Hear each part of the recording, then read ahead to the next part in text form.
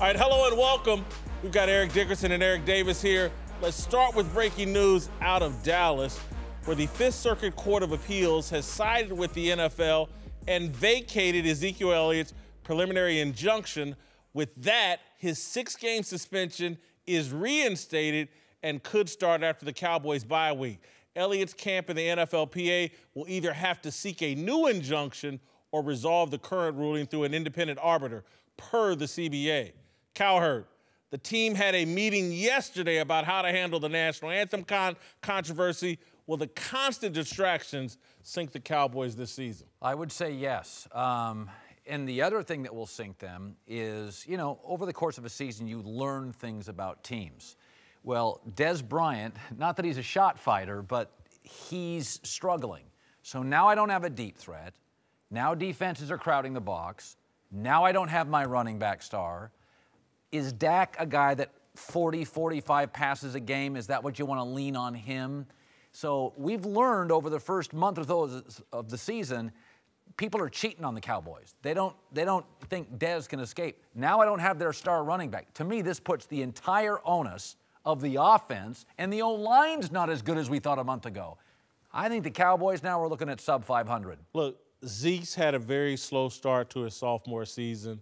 This thing was clearly hanging over his head, not the same player as he was a year ago. Again, this national anthem thing has taken on a life of its own inside the Dallas locker room. This team has looked distracted and unfocused all season. Now you've just added another excuse. A lot of times when things get tough, people start looking for excuses to justify the struggle. I think the Cowboys are toast here. I think they're going to have a real problem without Ezekiel Elliott because, I mean, they really depended on him in the running game. I mean, and they lost 2 offensive linemen, and you see how the running game is. I think Zeke's the same player, but when you lose offensive linemen, that's a big factor. People say, well, what about the backups? That's why they're backups, because they don't play. So I think they have a real problem, and I think the big thing is can Dak run this team without the running game, the real running game? We're already seeing them struggle without a deep passing game. Well, everyone's struggling, not just Zeke, because you see what's going on right now. The defense played very well last year. Why? Because they didn't have to play as much. The running game controlled everything that was happening, and every team has a philosophy on how they're going to try to win. And their philosophy was control the clock, control the game, pound you, not give you your opportunities. The defense was resting. That's not happening now. You lose offensive linemen, so now you can crowd the line of scrimmage. You're not fearing you got a young quarterback, you're not fearing the receivers, so that's affecting everything, and I do think this is going to cause them some problems because now, if you lose that running game and the control of the game that you had, it falls back on coaching. And I keep saying there is not a more quarterback-dependent coach in the league than Jason Garrett. He needs his quarterback to save him. It happened last year. It's not going to happen this year without the running game. Eric brings up a good point. When you go to backups, there's a gap, right? Well, what happens when the starters were good starters, not just average starters? Well, that Cowboy offensive line was really good. Yeah. And now you're going to backups. Well, they weren't just below those starters. The other thing is, you have it, Dallas's schedule. It's not good. At 49ers, a second bye week for them. Then they play the Redskins, Chiefs, Falcons, and Eagles. Good luck. That's murderer's row. Now listen, look, the NFLPA is likely to appeal this. The NFL, from all the reports, Albert Brill's reporting, wants to enforce this now. Who knows, Zeke may or may not play. But this cloud, this distraction, the fact that they're going to spend their bye week and when they come into next week talking about this, all the conversation around the Cowboys isn't really X's and O's related. It's national anthem, it's Ezekiel Elliott's problems off the field and this thing hanging over their head. We had this discussion early in the year about, during the offseason, how would this chaos play out and would they be able to handle it? We went back and forth. I remember kind of landing on, I think they'll be able to handle it. Well, clearly they can't handle it. This team has backed up, and I think this season is a lost season. We kind of knew when they drafted Zeke. I mean, Jerry has taken some real risks. I always accounted for that. It was a bucket list. Jerry hit 70, and he said, I want to recreate those Jimmy Johnson years.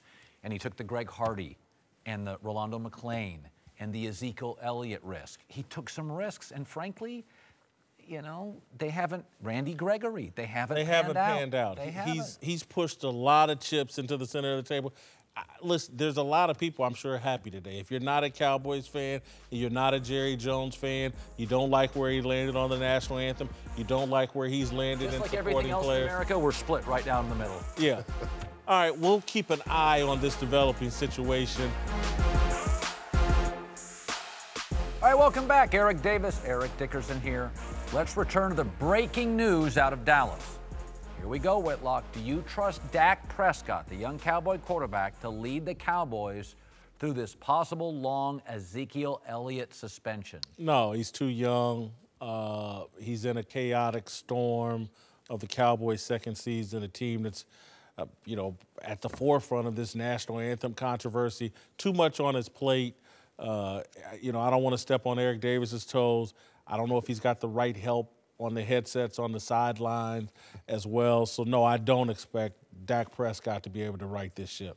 Yeah, I mean, listen, I said this a couple weeks ago. I don't like their perimeter people. Their tight end's 35. The O-line's not as good.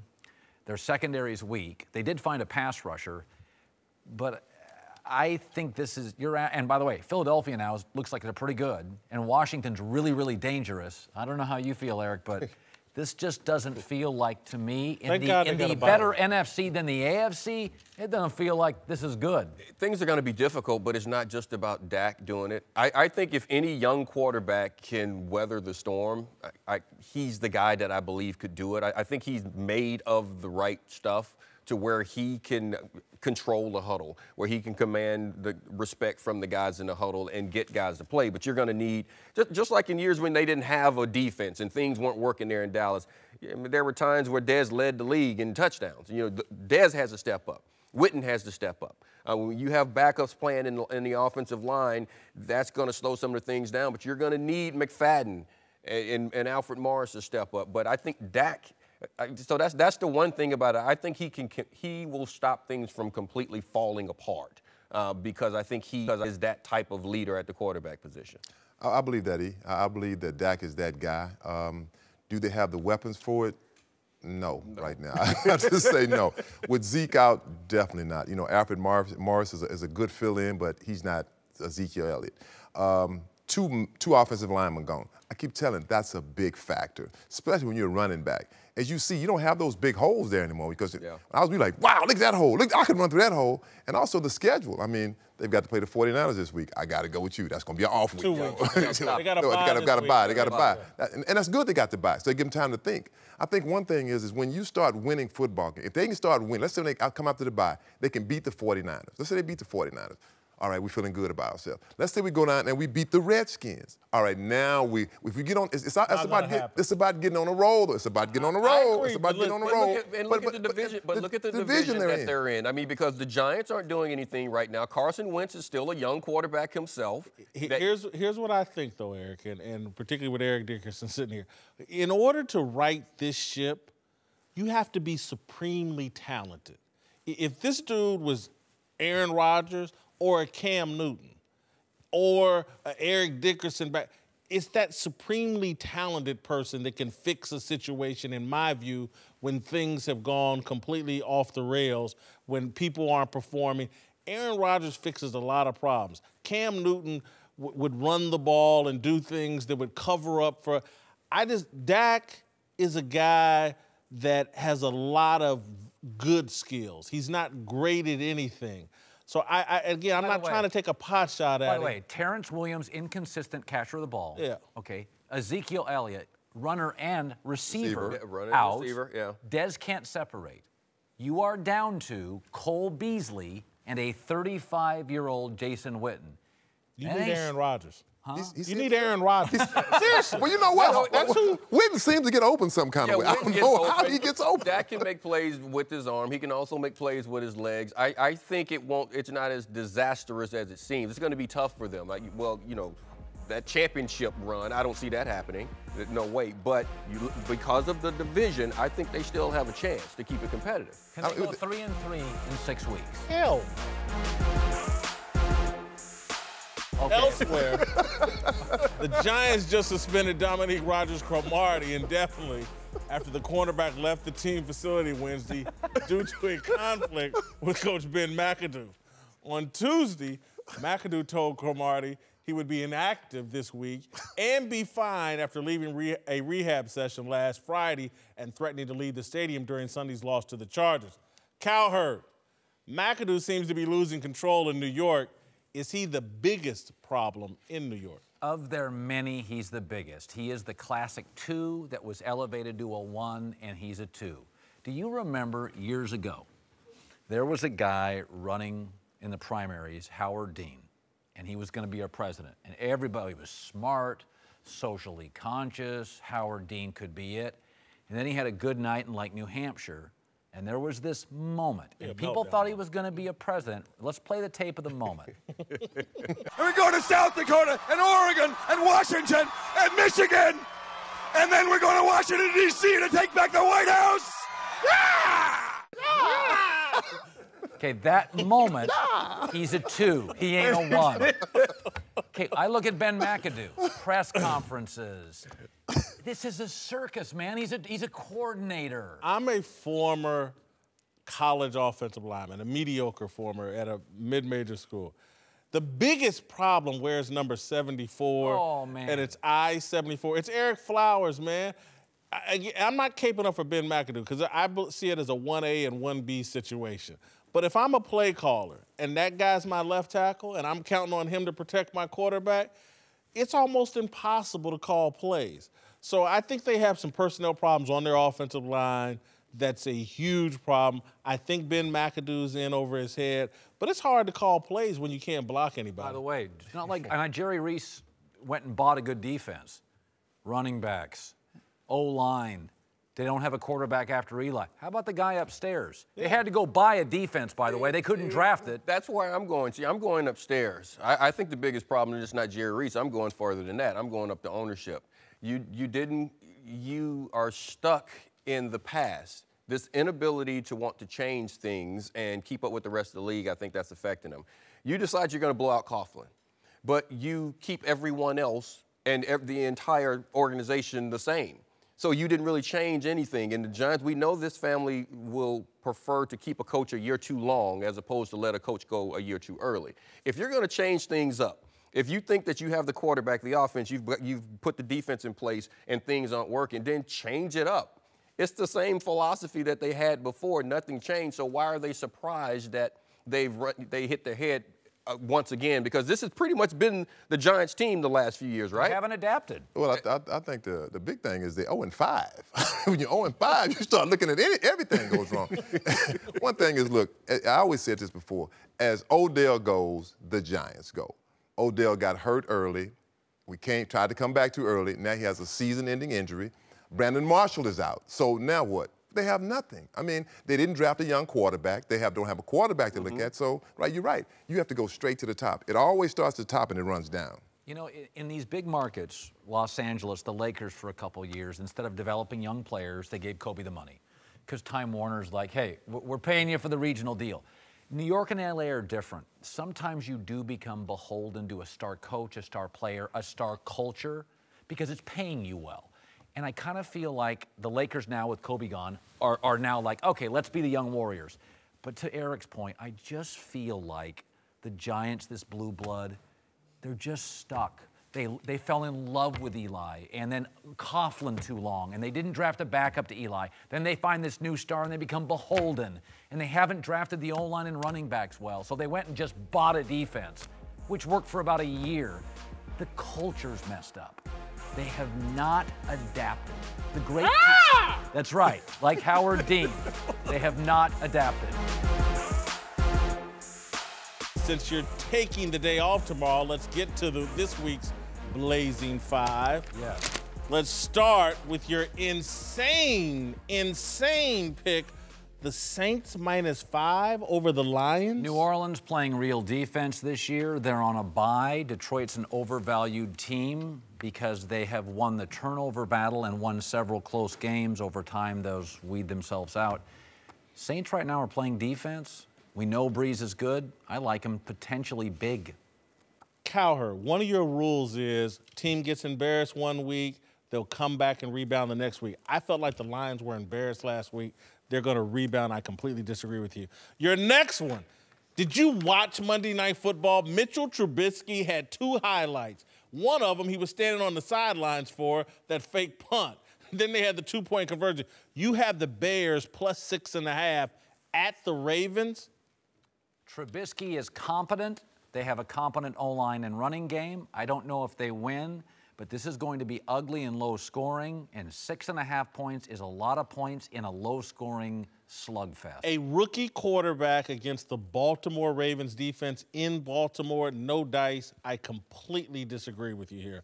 All right, we both love the Rams. Let's move to the next one. Rams plus 2.5 at the Jacksonville Jaguars. Don't overview or overvalue Jacksonville because they just clobbered the Steelers. That's the biggest win for Jacksonville in 5 years. They're now overvalued. They're an average franchise to below average. Big Ben threw 5 interceptions, and a lot of them were gift-wrapped. It wasn't like there was some great defensive play. I love the Rams here, plus 2.5. This, get paid, America. All right, Patriots minus 9.5 Huge number. at the Jets. I do this reluctantly. It is a big number, but the weakness of the Patriots is the secondary, and I don't think the Jets can take advantage of their primary weakness. It's a 33-20 game. Wow. Jets have been playing pretty good defense under Todd Bowles. I think it's going to be a little bit lower scoring than that, but I do love the Patriots to cover. I agree with you. Our final game is tonight. Panthers minus 3.5 versus the Eagles. So happy to hear that you agree with me on this. I think those are 2 really good football teams. I think Cam's been in more of these big TV spots. Lane Johnson's out. If this game was in Philadelphia and Lane Johnson plays, I'd probably take the other team. This feels like the homestanding Cam Newton's win. I hate it when we agree so passionately, particularly on a game that's tonight, because now I feel confident and I'll bet too much. Welcome back. Join now co-host on The Herd, Christine Leahy, and the founder of the Big Lead, Jason McIntyre. Let's move to Boston, where Kyrie Irving just took a shot at Cleveland, saying he's, quote, excited to play in a real live sports city now that he's been traded to Boston. But he's not the only guy from that trade taking shots, with Isaiah Thomas going after Celtics general manager Danny Ainge, saying, quote, Boston is going to be all love. I might not ever talk to Danny Ainge again. That might not happen. I'll talk to everybody else, but what he did, knowing everything I went through, you don't do that, bro. That's not right. Cowherd, who's handling the trade better, Kyrie or Isaiah Thomas? Neither, because they both went through really difficult public divorces, and I've always had sympathy for players who get traded. I know they're rich, but that doesn't solve all the world's resentment. This is tough. This is why Russ and KD are taking shots and wearing T-shirts and doing cupcakes or whatever. Listen, man, I've been divorced. Divorces are hard. Try being in the most public divorce in the country. Kyrie and Isaiah Thomas, I mean, basically, Kyrie thought everybody loved him. Wait, LeBron likes Chris Paul? Yeah, he's ticked off. It's embarrassing. And Isaiah Thomas, I'm your guy. Oh, wait, you don't think I'm as good as my rival point guard. That's tough for players. Look, I'm not going to come down hard on either one, but I like Isaiah Thomas's approach better than Kyrie's. Kyrie is taking a pot shot at the city of Cleveland. Well, what did the city of Cleveland do to him? Nothing. Isaiah Thomas is focused. He thinks Danny Ainge betrayed him. He was all in. I get where Isaiah Thomas is coming from. Last guy selected, Mr. Irrelevant of the NBA. Kyrie Irving was the #1 pick in that draft. This is a little dude with a chip on his shoulder. And I don't blame him for having it. I think he's going to be motivated. If I'm Cleveland, I love the way Isaiah Thomas is handling. This dude sounds irate and like a guy that's going to play like his rear end's on fire. Except for the fact that he was the man in Boston, and now he's relegated to being like LeBron's, wingman, if that. I mean, with Dwayne Wade there now. I mean, I feel bad for Isaiah Thomas, but I keep coming back to this. Why can't 2 things be true here? Kyrie Irving got what he wanted. He got shipped out of town, and he got to maybe the best team in the East with maybe the best coach in the league. And Isaiah Thomas got screwed. Let's be frank, guys. He was in the playoffs. He said, we're going to back up the Brinks truck in the offseason. He said that. Boston backed up the moving truck and shipped him out of town. I mean, I feel bad for the guy. Look, he's coming out now saying, no, the doctors could have told me not to play in the postseason. That's how bad my hip was. He sacrificed, played in the postseason, and what do you get now? So you think Isaiah's handling it better? I think so. Yeah, good. I think what we're seeing is that both of them are not quite over their ex yet. Not meaning that Kyrie didn't want the trade, but he still feels slighted by whatever LeBron did or whatever the Cavs were doing. And Isaiah feels the same way because you're not over your ex until you stop talking about them, right? And I think this is totally healthy. This is good. It shows that they were both in love with their old teams, and it hurts. So I respect that they loved the game. But what helps the most, right? When you break up with someone, I know you're not married, but the next person. Yeah. So unfortunately for Isaiah, it's going to take a little longer to find the next person because he can't play for a while. Yeah, that's a real factor. I mean, and the other thing, the advantage for Kyrie on this, Cleveland, you and I were talking about this on the show today. Cleveland has got a lot of talent, but it's like a swap meet. It's D. Wade and Derrick Rose, and a center's your best shooter, and Jay Crowder, LeBron guards him, and now he helps LeBron. This is a really smartly built, patiently built Boston team. Kyrie now has the perfect coach for him. In the end, Isaiah may have good numbers, but he's moving into a really highly dysfunctional, older, wealthy team. Kyrie's got the perfect I got a club. sinister line. Let me just toss this out here real quickly. Is Kyrie planting seeds with all these new Cleveland guys? Hey, guys, Boston's an awesome city. Cleveland, jeez. No. Oh, my God. Listen, Dwayne Wade's new in town, Derrick Rose, Jay Crowder. You hear this stuff from Kyrie. I'm in Boston, a great city. Cleveland, get used to it. No, I think he's trying to poison the LeBron well in Cleveland and make it even These uglier. guys are so well traveled and have been all over. They know Living in Cleveland? They know what it's all about. They know what it's all about. Yeah.